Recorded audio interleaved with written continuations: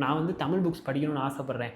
இப்போ தான் நான் ரீடிங் ஜேர்னியை ஸ்டார்ட் பண்ண போகிறேன். நான் எந்த மாதிரி தமிழ் புக்ஸில் இருந்து படிக்க ஸ்டார்ட் பண்ணலாம் அப்படிங்கிற கேள்வியை என்கிட்ட நிறையா பேர் கேட்டிருக்காங்க.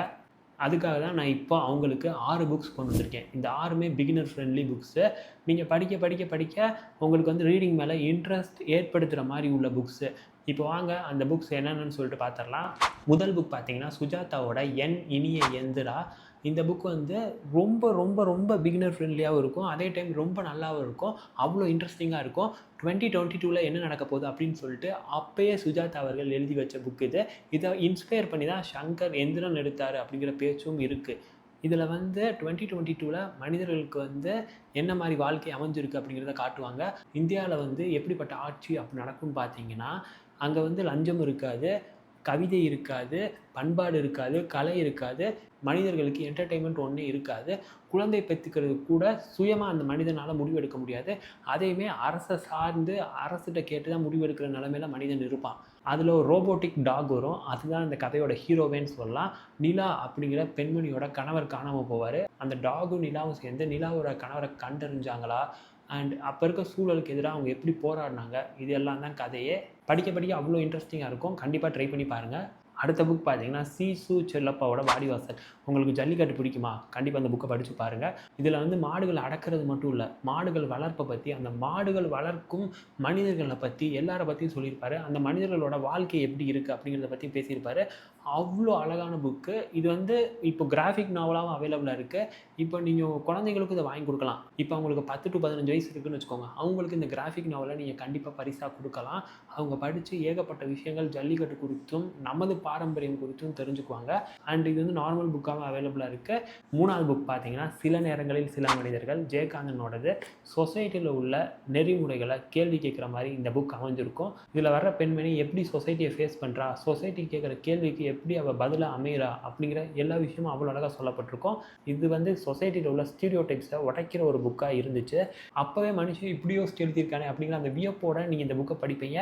4வது புக் பார்த்தீங்கன்னா தண்ணீர், அசோகமித்ரனால் எழுதப்பட்டது. ரொம்ப சின்ன புக்கு தாங்க, ஆனால் இதில் கதையோட டெப்த் ரொம்ப அதிகமாகவே இருக்கும். 1970 சென்னையில் வந்த தண்ணி பஞ்சத்தை குறித்து அவ்வளோ அழகாக விவரிக்கிற ஒரு தொகுப்புன்னு சொல்லலாம். தண்ணி பஞ்சத்தை மட்டும் பற்றி பேசாது, அங்கே 3 பெண்கள் வாழ்வாங்க. அந்த 3 பெண்கள் அந்த தண்ணி பஞ்சத்தை எப்படி ஃபேஸ் பண்ணாங்க அப்படிங்கிறத பேசும். தண்ணி பஞ்சத்தை மட்டும் இல்லை, அவங்க ஃபினான்ஷியல் ஸ்ட்ரகிள்ஸ் எப்படி ஃபேஸ் பண்ணாங்க, அண்ட் அவங்க வாழ்வாதாரத்தை நோக்கி எப்படி நகர்ந்து முன்னோக்கி சென்றாங்க, அண்ட் அவங்களோட கல்ச்சுரல் அண்ட் ஐடென்டிட்டி கிரைசிஸ் பற்றியும் இந்த புக் பேசும்.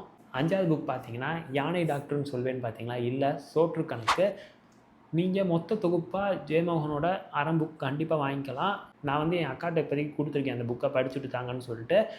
அறம் வந்து ஒரு அற்புதமான புக். ஆனால் எடுத்தோன்னே அறம் எனக்கு படிக்க வேணாம், அவ்வளோ பெரிய புக் படிக்க முடியாதுன்னா நீங்கள் சின்னதாக, இப்போ நான் யானை டாக்டர் வாங்கி வச்சுருக்கேன் பாருங்கள், அதே மாதிரி சோற்று கணக்கும் அவைலபிளாக இருக்கும். அந்த கதையை நீங்கள் வாங்கி படித்து பார்க்கலாம். சோற்று கணக்கு ஒரு அற்புதமான கதை. ஹோட்டலில் வர்றவங்களுக்குன்னா ஒருத்தர் வந்து ஃப்ரீயாக சோறு போடுவார் கேரளாவில். அதுக்கு பின்னாடி இருக்க ரீசன் என்ன, ஏன் அவர் வந்து அந்த மாதிரி சோறு போடுறாரு, எப்படி ஃப்ரீயாக சோறு போட முடியும் இப்படிங்கிற அந்த கேள்விக்கெல்லாம் பதிலாக சோற்று கணக்கு அமையும். கண்டிப்பாக எல்லோரும் செக் பண்ணி பார்க்க வேண்டிய ஒரு புக்கு. உங்களுக்குள்ளே இருக்க அந்த ஹியூமனிட்டி இருக்குல்ல, அதை கேள்வி கேட்குற ஒரு கதையாக சோற்று கணக்கு அமையும். கண்டிப்பாக படித்து பாருங்கள். 6வது புக் பார்த்தீங்கன்னா எனக்கு சினிமா கனவு இருக்குது, சினிமாவில் எப்படியா சாதிக்கணும்னு வெறி இருக்குது அப்படின்னு நீங்கள் இருந்தீங்கன்னா உங்களுக்கான புக் தான் இது. வெற்றிமாறனோட மைல்ஸ் டு கோ. ரொம்ப அழகாக எழுதியிருப்பார் வெற்றிமாறனே. அவர் எப்படி திரைத்துறைக்கு வந்தார், அவர் ஃபேஸ் பண்ண ஸ்ட்ரகிள்ஸ் என்ன, அவர் என்னென்னலாம் லைஃப்பில் கடந்து திரைத்துறையில் சாதிச்சார் அப்படிங்கிற அவரோட வாழ்க்கையை அவ்வளோ அழகாக சொல்லியிருப்பார். அவரோட பர்சனல் லைஃப்பும் இருக்கும், சினிமா லைஃப்பும் இருக்கும், அவர் யாருக்கு இல்லைனா அசிஸ்டண்ட்டாக இருந்தார், எப்படி கொஞ்சம் கொஞ்சமாக மேலே வந்தார், இந்த மாதிரி எல்லா விஷயங்களும் சொல்லியிருப்பார் வெற்றிமாறன் அவர்கள். நீங்கள் இதை படிக்கிறப்ப ஒரு சினிமா ஜேர்னி எப்படி இருக்கும் அப்படிங்கிறத நீங்கள் இந்த புக் மூலமாக கற்றுக்கலாம். கண்டிப்பாக படித்து பாருங்கள். வெற்றிமாறன் உங்களுக்கு பிடிச்சா, அவரோட இயக்கம் எப்படி இவ்வளோ நல்லா இருக்குது அப்படின்னு நீங்கள் யோசிச்சா, அதுக்கு பின்னணியில் என்னென்னலாம் இருக்குதுன்னு நீங்கள் தெரிஞ்சுக்கணுன்னா நீங்கள் படிக்க வேண்டிய புக் மைல்ஸ் டு கோ. இப்போ நான் சொன்ன 6 புக்குமே பிகினர் ஃப்ரெண்ட்லி புக்கு தான். நீங்கள் உங்களுக்கு பிடிச்ச ஜானர் தேர்ந்தெடுத்துட்டு அதுலேருந்து ஸ்டார்ட் பண்ணலாம்.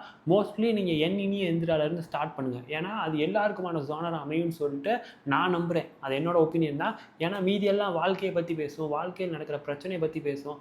அப்படி இல்லாமல் ஒரு புது உலகத்துக்கு போய் புதிய விஷயங்களை நீங்கள் படிக்கிறப்ப அது எடுத்தோன்னே உங்களை ரீடிங்குள்ளே கொண்டு வரதுக்கான வாய்ப்பு அதிகமாக இருக்குது. அதனால தான் நான் என் இனிய எந்திராவை சஜஸ்ட் பண்ணுறேன். நீங்கள் மீதி புக்கிலேருந்து ஸ்டார்ட் பண்ணலாம். ஏன்னா எல்லாமே பிகினர் ஃப்ரெண்ட்லியாக ரொம்ப சிம்பிளாக தான் இருக்கும். இப்போ நான் சொன்ன 6 புக்ஸையும் படிச்சுட்டு உங்களுக்கு என்ன புக்ஸ் அதில் பிடிச்சிருக்குன்னு சொல்லிட்டு கமெண்ட்டில் சொல்லுங்கள். நீங்கள் ரீடிங் ஜேர்னியை ஸ்டார்ட் பண்ணணுன்னா இந்த 6 புக் உங்களுக்கு கண்டிப்பாக உதவும். இந்த வீடியோவும் உதவும்னு சொல்லிட்டு நான் நம்புகிறேன். அப்படி இந்த வீடியோ உங்களுக்கு உதவுச்சுன்னு நினச்சிங்கன்னா சப்ஸ்கிரைப் பட்டனை தட்டி விட்டு ஒரு லைக்கையும் தட்டி விட்டு போங்க. பை.